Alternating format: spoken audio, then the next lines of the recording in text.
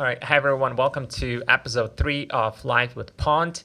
Apologies for not uploading for a hot minute. I was looking to record an episode with a really special guest that I think all of you will adore and love.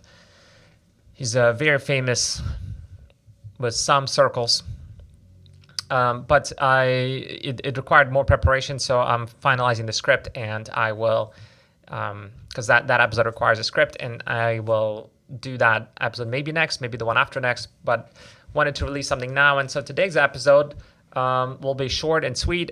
It'll revolve around a question that somebody asked online. I'll tell you who in a second. And I'll delve deeper into sort of what's behind the question and a philosophical concept of choice that might be helpful to some of you. And are we really making choices in life on certain things, or are we simply choosing between things that look to us as if they're actual valid choices, but in reality we have no choice. And you'll understand how this plays into everyday behavior and perhaps some even big life decisions. And hopefully, if you're in that situation where you need to make some choices, it will help you out. All right, so Azrean on Twitter. You can ask a question, by the way, either by tagging me or by tagging Life with Pont on Twitter. If you tag publicly, I will read your name, obviously, because it's a public record. If you DM me and do not say that you want to be public, I'll assume you want this to be an anonymous question.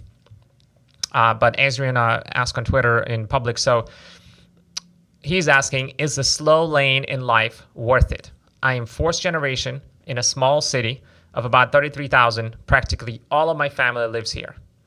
Everyone outside of my family tells me to get away, but I never seem to be able to or want to. All right, so let's unpack that question, because I think the reason why, when somebody asks you a question, that means they don't have an answer yet, right? Or they're doubting themselves. And so usually there is more to it than just the actual question that's there, because you would ask, what are the reasons for the doubt? And why it's not easy to select an answer. So there are a few things in this question. First, there's a sort of feeling of peer pressure where people are telling him that he should move away and maybe try living somewhere else and kind of get experience. And because maybe those other people, such as his other family members, have experienced this life in a sort of slow lane, quote unquote, or a small town, and they say, listen, there's more out there and we just don't want you to miss out, right? Maybe for them, some of them, they're feeling in regret. Maybe they wish they went out there and maybe lived in a big city or just traveled or whatever it is. And maybe because they were not able to fulfill that fantasy or that dream, they don't want Azrean to be stuck in the same position. Perhaps in a way, they want him to actually have a choice. Well, I'll get to that later. There's an element of pride here, right? Which is, well, what's wrong with living in a slow lane? Maybe I like to live in a slow lane. Maybe there's nothing wrong with living in a small town. And when somebody sort of encourages you to a certain direction, any kind of push towards any direction will always have an equal and opposite reaction, right? It's a Newton's law that applies to relationships and metaphysics and philosophy as much as it applies to actual physics. And so when somebody tells you that, you automatically has a little like psychological pushback, like, well, what's wrong with here, And the answer is nothing. There is nothing with any kind of life, right? There's a million ways to live a life, and so that's the first thing I will answer. In my opinion, yes, you can live in a slow lane all your life. Ain't nothing wrong with it. Okay, if that's your choice, and that's the key phrase, then there's nothing wrong with it. There's nothing wrong with living in a fast lane. There's nothing wrong with living in a medium fast lane, in a crazy lane, in a fly, whatever lane you invent for yourself.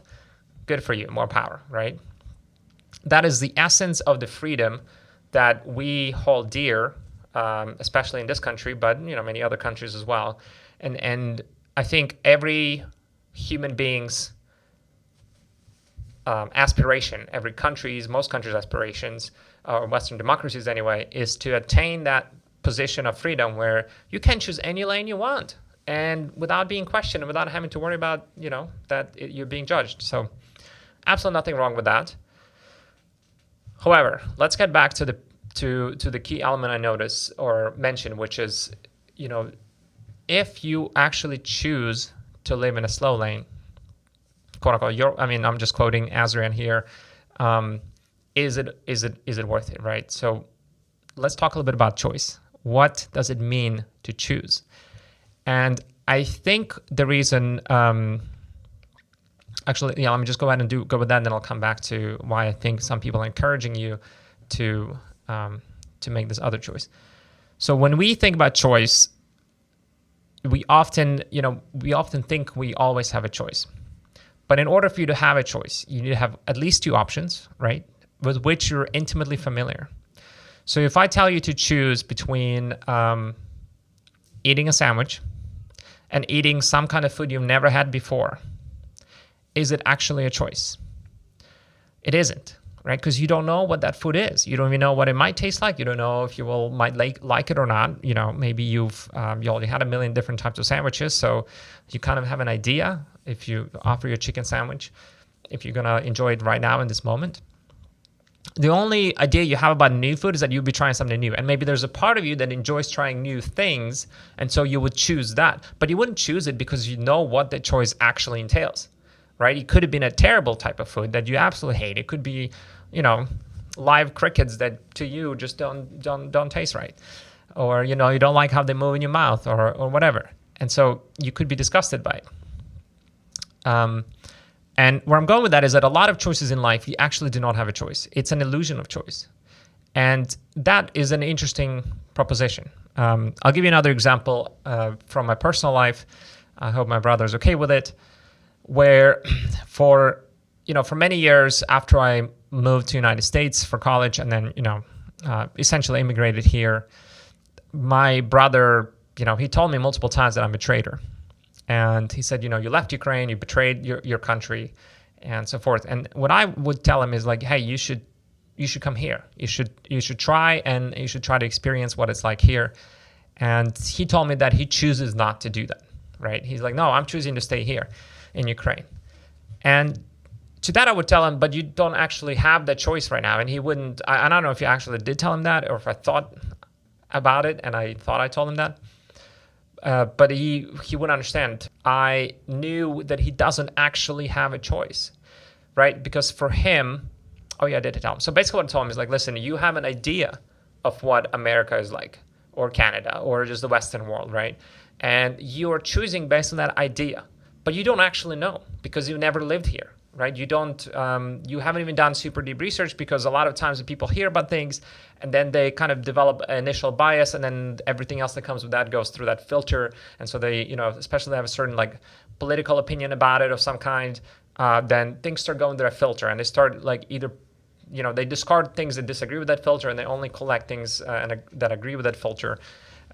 So they essentially develop an opinion that they think is accurate, but it isn't. The only way to develop an accurate opinion is to go live somewhere, right? It's really impossible to know really well what a country's like, what a city's like even, or a state. Might be more familiar to U.S. Listeners, where a lot of the states in this country are quite different from each other. So in order to develop that, you have to live in that place.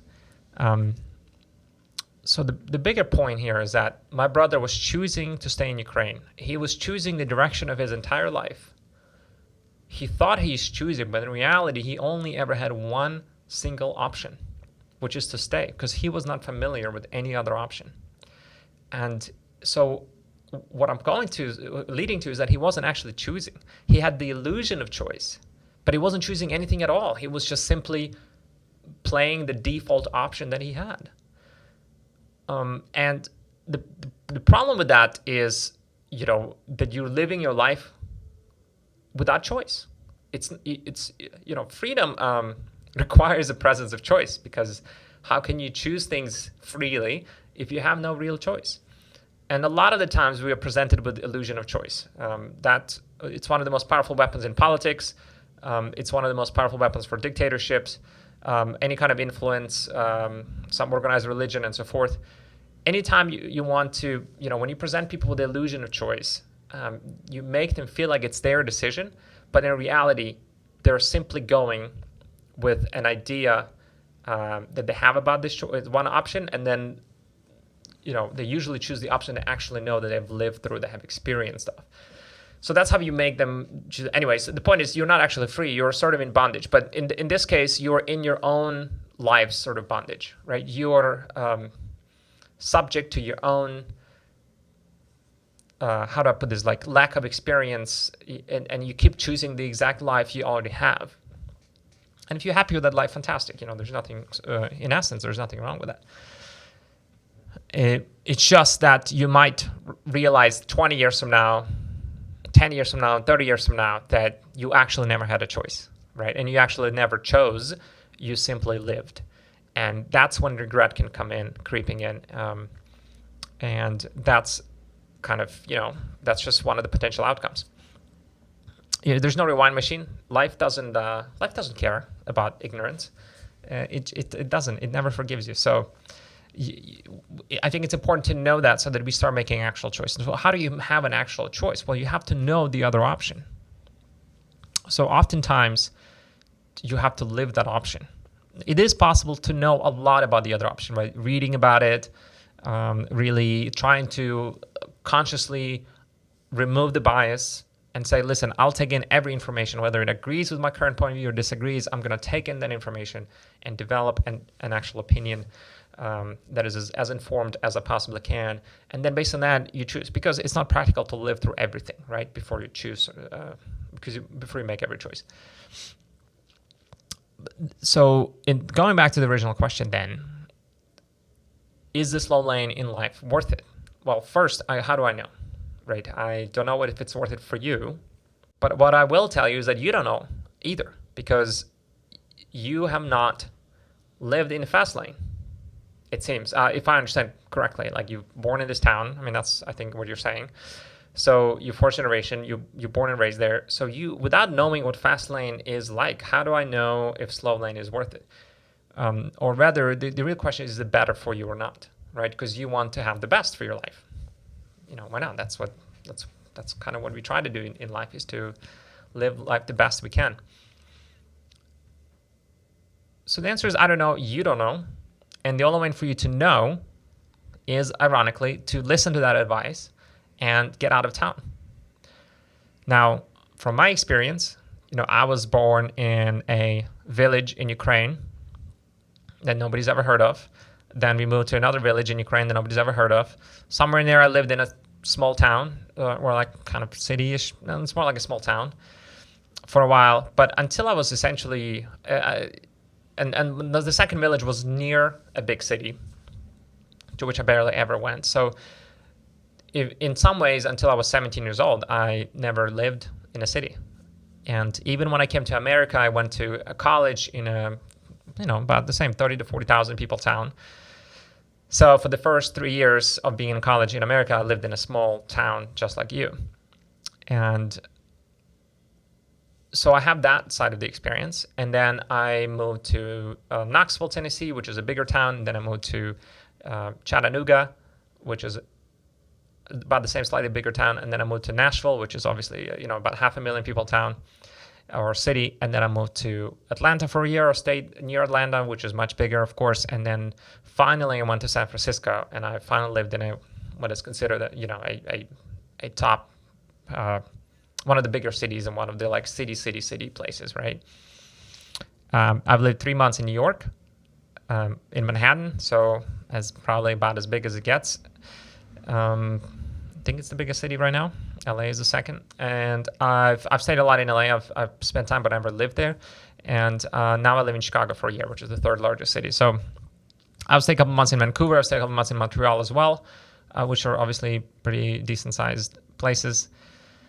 So I've been in a few cities now, and I grew up in a small town. And at this point, I have a choice, right? I mean, even before this, I've had a choice for a while now. So if you ask me the same question, if I was in your position and I had to choose, I now at least know that I have the choice between those two options. You do not.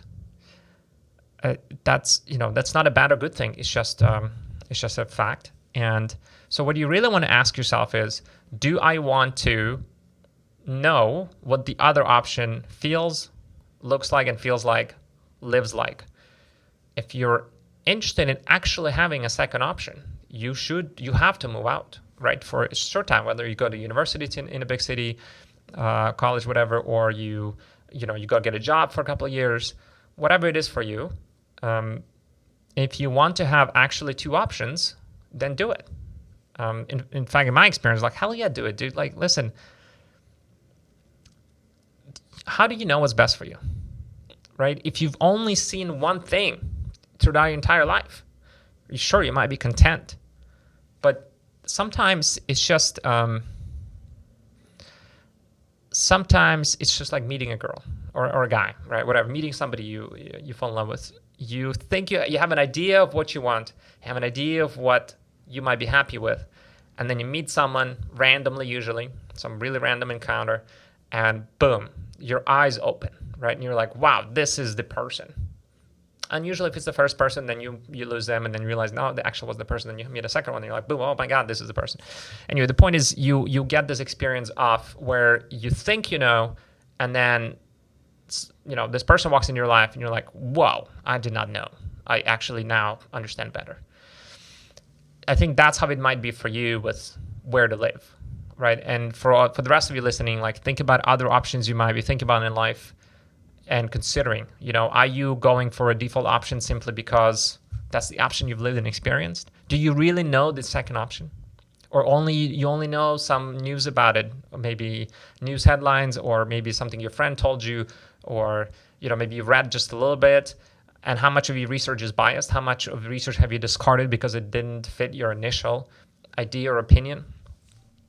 A good example is, I've become more politically involved in the last year, and I noticed a lot of sort of talk between the states, right? A lot of the people in the South say, oh my God, these liberal cities in the West are blah, blah. And, some liberal people think, oh, these rednecks or whatever, these people in the South, they're not, the Bible Belt, not too educated or this or that. And as with all the stories, there is some grain of truth in all of these, but there is also like this obviously misperceived notions there, right? Like, there are great cities in the South. I've been there. And and I've lived in the West, and they're freaking great. A lot of things that I see, somebody, like, I've lived in San Francisco, so a lot of the rhetoric I see about San Francisco is so wrong as to how it came about or why things are there, like the homelessness problem, right? And then, also now living in Chicago, and actually one thing I discovered here is that it's super underrated city. The media headlines about this being high crime city is so BS. And I'm not slamming media. Actually, I do like media in general because they're, we really need them for democracy. But I mean is like they just, they pick up on stories that are impactful. And the crime here, while it exists, is very concentrated in the South usually, or like in certain districts of the city. Every city has those districts, okay? Now, Chicago happens to be a bigger district, but in the majority, vast area of the city where you would live, where most people live, it's very safe. I feel safer here than in San Francisco, for example. And then also, if you even look just at the averages, just take all the violent crime statistics, all of them together, even with the violent areas, on the average, it's like number 50 in the nation, right? So why do we have this media constant like thing about Chicago where it's such an unsafe city and crime-ridden city and all that nonsense? I don't know, but I had to come here and live here to understand just how untrue that is. And it's a very different picture. Chicago is a lovely city. It's a wonderful city. One of the probably the best. If you want to have the best time in the summer, it's in the city. Like, I've lived in almost every major metropolitan area in the United States by now, and except for Texas. And it's just a tremendously amazing time here in the summer. It's the people, the culture, it's just the events. It's hard to describe. So it's a great city. The only way for me to find that out was to actually live here. And so now I have options, right? I know where I want to live. I know why I want to live there. And I can always go back. And that's another sort of thing to answer your question is, why are you afraid to try something? Why are you afraid to move out? What does it mean to you? You're not going to lose the option to live in a quote-unquote slow lane. You're never going to lose that option. right? All of us always have the option of, and the reason why is because usually it's the cheapest situation, right? Like properties are cheaper outside of the cities. You can get a lot more land for the same amount of money, et cetera, et cetera. So if you earn money in a city, guarantee you that you can afford to live in a slow lane. You always make more money in a city. Well, not, you know what I mean? Like, I mean, if you already have a farm that you inherit and, you have some net worth and value, good for you. But in general, you get paid higher wages in cities. And so if you're smart about it and you can save, and, generally you'll be able to afford a lot more for the same money, for the same, from the same job if you work in the city versus outside. So afford more outside of the city. I mean, so like you go to the city, you earn, you save up, and then you move outside. That's always an option. So you're not going to lose that. So why, you ask yourself, what is it for you that makes it kind of a scary option? And to the rest of people listening, again, I'm just using Azrean as an example, right? The bigger subject here is, do I actually have two options to choose from, or three or more?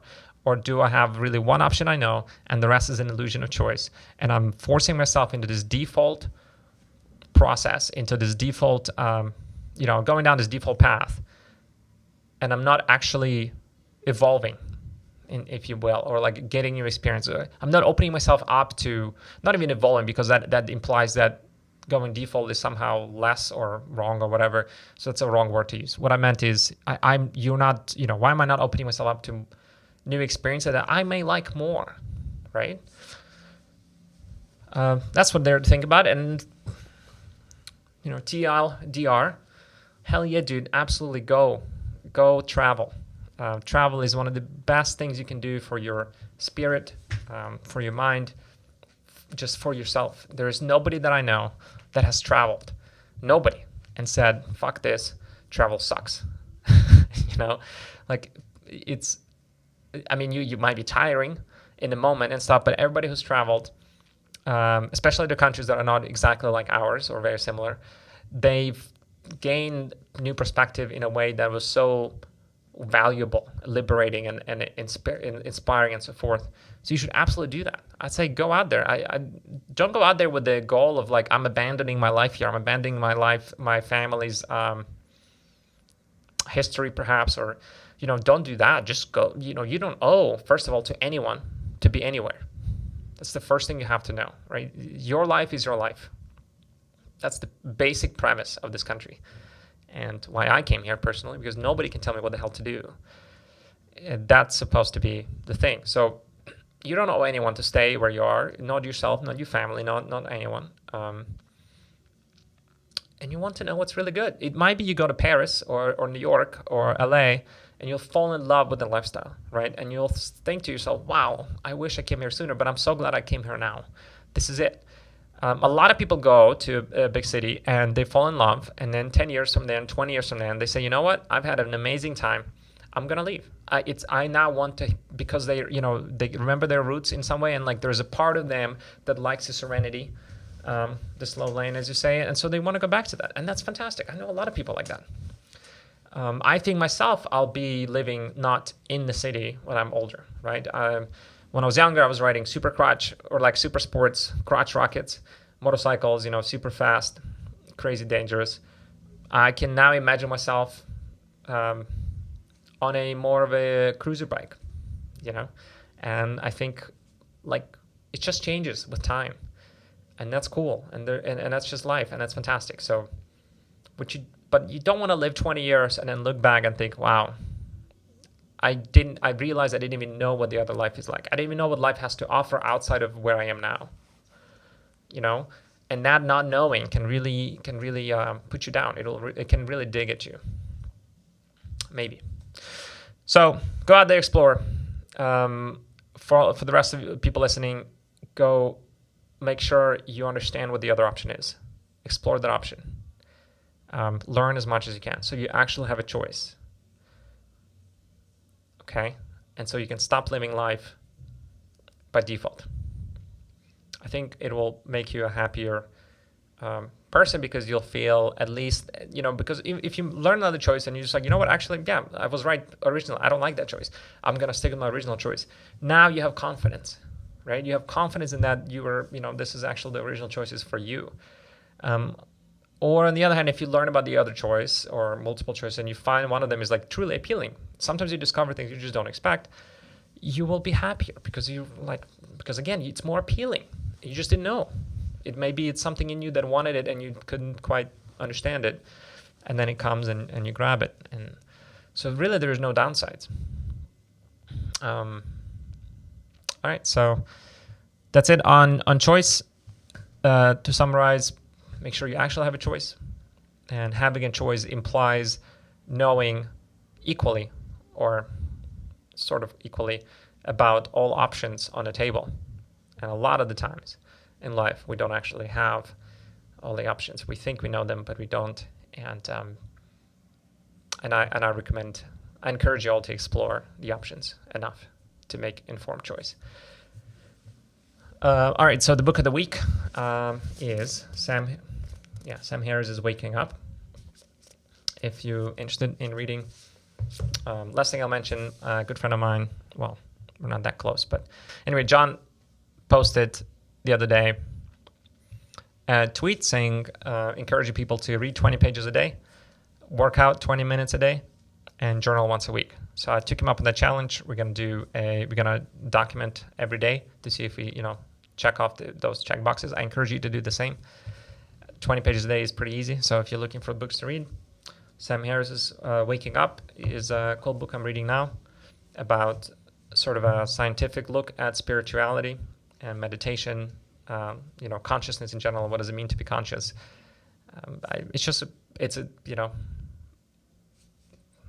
It's good. I recommend it. And hopefully you'll join us on the challenge. If you do, tag me, let me know.